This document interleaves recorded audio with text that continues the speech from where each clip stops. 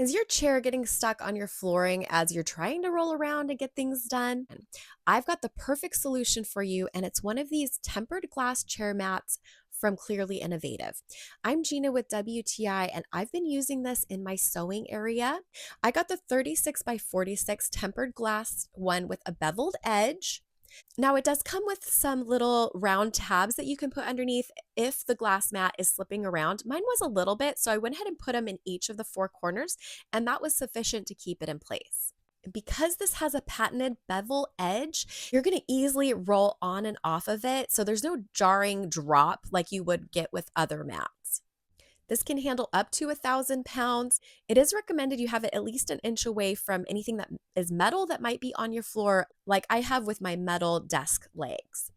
You can have confidence that not only is this going to last a long time because it's made of glass and it's a 1/4 inch thick, but with that, it's stronger than any plastic or vinyl, and it's just going to look so much better. No denting, no scratching, no ripping, and because of that, it's so budget friendly. This is such an amazing glass mat. You really need it, and I highly recommend that you get one. And that's my point of view.